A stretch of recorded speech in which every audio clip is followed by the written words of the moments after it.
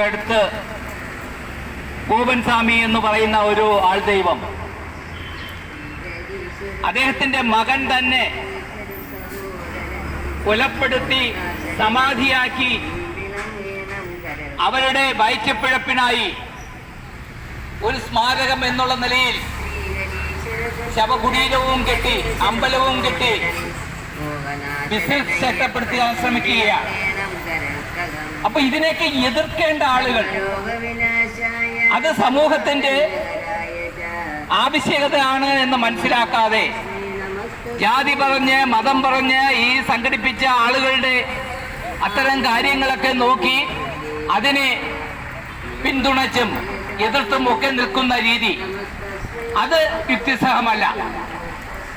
ഏറ്റവും അവസാനത്തെ ഒരു കാര്യം എന്നുള്ള നിലയിലാണ് ഞാനത് പറഞ്ഞത്. ഒരു ചുമട്ടുതൊഴിലാളിയായി ആറാലുമൂട് ചന്തയിൽ ചുമടെടുത്തിരുന്ന ഈ ഗോപൻ, അദ്ദേഹം പല പരിപാടികളും നടത്തി അതിലൊക്കെ പരാജയപ്പെട്ട് അദ്ദേഹം അവസാന കൈയായിട്ടാണ് ഈ ആധ്യാത്മിക പറ്റിപ്പ് രംഗത്തേക്ക് ഇറങ്ങുന്നത്.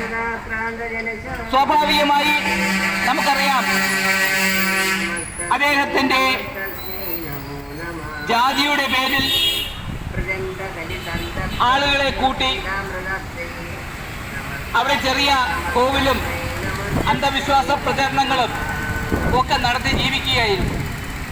അപ്പൊ അതൊന്ന് വിപുലീകരിക്കാൻ കിട്ടിയ അവസരം എന്നുള്ള നിലയിലാണ് മകൻ അദ്ദേഹത്തിന്റെ ജോലിയൊക്കെ രാജിവെച്ച് ഈ ആധ്യാത്മിക രംഗത്തെത്തുന്നത്.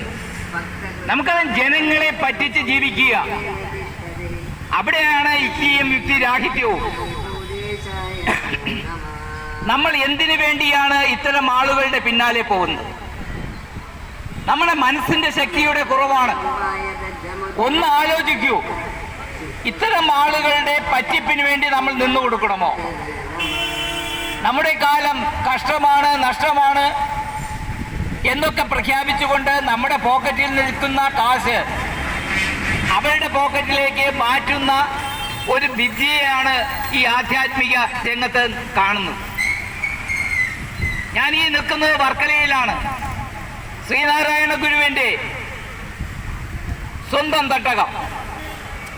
അന്ധവിശ്വാസങ്ങൾക്കും അനാചാരങ്ങൾക്കും എതിരെ കേരളത്തിൽ ആഞ്ഞടിച്ച നവോത്ഥാന സംസ്കാരത്തിന്റെ ഉറവിടം ഈ ഭാഗത്ത് പോലും അദ്ദേഹത്തിന്റെ ശിഷ്യന്മാർ എന്ന് അവകാശപ്പെടുന്നവർ പോലും ഇന്ന് അന്ധവിശ്വാസത്തിന്റെ മറ്റു മേഖലകൾ തേടിപ്പോകുന്നു. പൂണൂലിട്ട വൈദിക സംസ്കാരത്തിനെതിരെ പ്രതികരിച്ച നാരായണ ഗുരു ഇന്ന് അദ്ദേഹത്തെ സ്വയം ദൈവമാക്കിക്കൊണ്ട് അത് പൂജിക്കാനും പൂണൂലിട്ട ആൾ തന്നെ വേണമെന്നവരെ ആഗ്രഹിക്കുന്ന നിലയിൽ നമ്മുടെ സമൂഹത്തിൽ വന്നിരിക്കുന്ന ആ ച്യുതി, അതിനെതിരെ ബോധവാന്മാരാക്കുക എന്നുള്ളതാണ് നമ്മുടെയൊക്കെ ചെറിയ ധർമ്മം.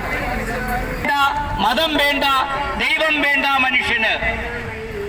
അപ്പൊ ഇതുമായി ബന്ധപ്പെട്ട് ചില ശിഷ്യർ നാരായണ ഗുരുവിനെ കാണുമ്പോൾ അദ്ദേഹം പറഞ്ഞത്, അയ്യപ്പൻ പറഞ്ഞത് ഏറെ ശരിയാണ് എന്നാണ്. അത് മനസ്സിലാക്കാൻ നമുക്ക് കഴിയണം. നാരായണ ഗുരു ആ കാലഘട്ടത്തിൽ നിന്നുകൊണ്ട് വളരെയധികം അന്ധവിശ്വാസങ്ങളും അനാചാരങ്ങളും നിലനിന്നിരുന്ന സമൂഹത്തിൽ അദ്ദേഹത്തിന് ഒക്കുന്ന രീതിയിൽ ആളുകളെ സംഘടിപ്പിക്കുവാനും തന്റെ ആശയങ്ങൾ പ്രചരിപ്പിക്കുവാനും ചെയ്ത പരിശ്രമമാണ് ഒരു ജാതി, ഒരു മതം, ഒരു ദൈവം എന്നുള്ള മുദ്രാവാക്യം. ജാതിക്കെതിരെ, മതത്തിനെതിരെ, പൗരോഹിത്യത്തിനെതിരെ സംഘടിതമായി ശ്രമിച്ച അല്ലെങ്കിൽ സമരം ചെയ്ത നാരായണ ഗുരുവിന് വന്ന അപജയം നമ്മൾ ഇപ്പോൾ മനസ്സിലാക്കുന്നു. അദ്ദേഹത്തിനല്ല, അദ്ദേഹത്തിന്റെ ആശയങ്ങൾക്ക്. കരി വേണ്ട, കരിമരുന്ന് വേണ്ട എന്ന് പറഞ്ഞ നാരായണ ഗുരു ഇന്ന് നാരായണ ഗുരുവിന്റെ അമ്പലങ്ങൾ, അദ്ദേഹം പ്രതിഷ്ഠിച്ച അമ്പലങ്ങൾ, അവിടെയൊക്കെ കരിമരുന്നുമുണ്ട്, കരിയുമുണ്ട്. ആനകളെ പീഡിപ്പിക്കുന്നു, കരിയാന. കരിമരുന്ന് നമുക്കറിയാം, അപ്പൊ ഇതിനൊക്കെ എതിരെ എന്തെല്ലാം കാര്യത്തിൽ നാരായണ ഗുരു എതിര് പറഞ്ഞു, അതിലേക്കൊക്കെ തിരിച്ചു പോകുന്ന ഒരു സാഹചര്യമാണ് നമ്മുടെ നാട്ടിൽ. അപ്പൊ അതേക്കുറിച്ച് നമ്മൾ ബോധവാന്മാരാകണ്ടേ, നമ്മുടെ ആളുകൾ ബോധവാന്മാരാകണ്ടേ.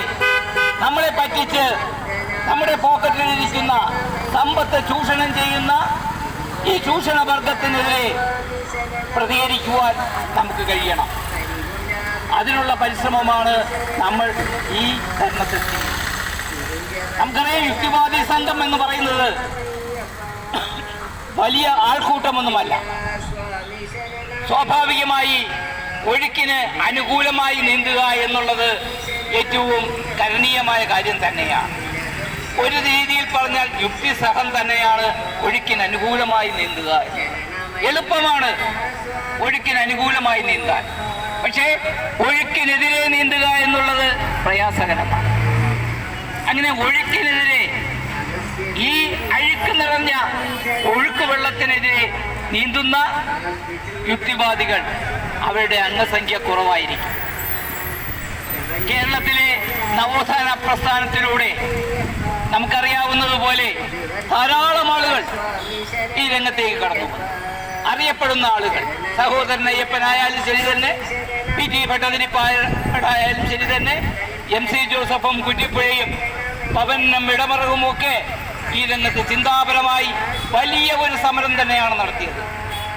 ആ വളർച്ചയിൽ നിന്നുകൊണ്ട് നമുക്ക് മുന്നോട്ട് പോകാൻ കഴിയണം. അന്ധവിശ്വാസങ്ങൾക്കെതിരെ, അനാചാരങ്ങൾക്കെതിരെ സന്ധിയില്ലാത്ത സമരം. നമുക്കറിയാം, കേരളത്തിലെ ഏറ്റവും വലിയ പറ്റിപ്പ് നടക്കുന്ന ദിവസമാണ് ഇന്ന്. കേരളത്തിലെ ഏറ്റവും കൂടുതൽ പറ്റിപ്പ് മകരവിളക്ക് എന്ന് പറയുന്ന പറ്റിപ്പ്. ഒരു കാലത്ത് മകരവിളക്ക് കത്തിക്കുന്നതാണ് എന്ന് യുക്തിവാദികൾ പറഞ്ഞപ്പോ, ഞങ്ങളെ ആക്രമിച്ചവർ, ഞങ്ങളെ ഭത്സിച്ചവർ ഇന്ന് പറയുന്നു മകരവിളക്ക് സ്വയംഭൂവല്ല, അത് കത്തിക്കുന്നത് തന്നെയാണ്, അത് ഞങ്ങൾ ദേവസ്വം ബോർഡ് കത്തിക്കുന്നതാണ് എന്ന് പറയാൻ അവർക്ക് അത്യാവശ്യമായി വേണ്ടി വന്നു കോടതി ഇടപെട്ടപ്പോൾ. അപ്പൊ ആ സാഹചര്യം നമ്മൾ മനസ്സിലാക്കുന്നില്ല. വീണ്ടും ആയിരങ്ങൾ, ലക്ഷങ്ങൾ ഈ മനുഷ്യൻ സൃഷ്ടിക്കുന്ന ഈ പ്രഭയിൽ, ഈ വെളിച്ചത്തിൽ പൊന്നമ്പലമേട്ടിൽ തെളിയുന്നു എന്ന് ഇന്നും പ്രഖ്യാപിക്കുന്ന ആ ദിവ്യ ജ്യോതി എന്നവർ അവകാശപ്പെടുന്ന ആ വെറും ഒരു കത്തിപ്പ് പരിപാടി, ആ കത്തിപ്പിലൂടെ എത്ര കോടി ആളുകളെ നിങ്ങൾ പറ്റിക്കുന്നു, എത്ര കോടി ആളുകളുടെ പോക്കറ്റിൽ നിന്ന് പണം കൊണ്ടുപോകുന്നു. ഇത് മനസ്സിലാക്കാൻ നമുക്ക് കഴിയണ്ടേ? നമ്മുടെ പണം ഈ ദേവസ്വം ബോർഡിന് പുട്ടടിക്കാൻ കൊടുക്കണോ?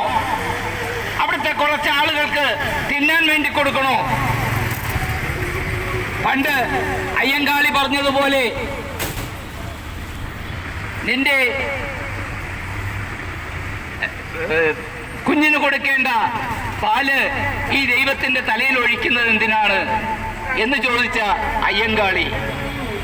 ഇതൊക്കെ നമ്മുടെ ചരിത്രത്തിന്റെ ഭാഗമാണ്. അതൊന്നും നമ്മൾ തിരിച്ചറിയുന്നില്ല. ഇന്നും വിഗ്രഹങ്ങളിൽ എത്ര ലിറ്റർ പാലാണ് ഓരോ ദിവസവും പാഴാക്കി കളയുന്നത്.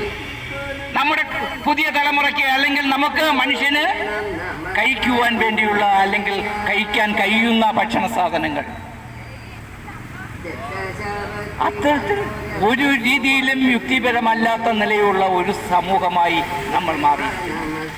ഇതിനെതിരെ പ്രതികരിക്കണം, ഇതിനെതിരെ ജാഗരൂകരാകണം. ഇതാണ് ഞങ്ങൾക്ക് പറയുവാനുള്ളത്. ഇതുകൊണ്ട് ഞങ്ങൾക്കാർക്കും വ്യക്തിപരമായി ഒരു ദോഷവുമില്ല. ഞങ്ങളിൽ ആരുടെയും ഒരു പൈസയും ഈ അമ്പല കമ്മിറ്റിക്കാരോ ഈ മതജാതി പറ്റിപ്പുകാരോ കൊണ്ടുപോകുന്നില്ല. ഒരു ജ്യോത്സ്യന്മാരും ഒരു യുക്തിവാദിയുടെയും പണം കൊണ്ടുപോകുന്നില്ല. അവരെല്ലാം കൊണ്ടുപോകുന്ന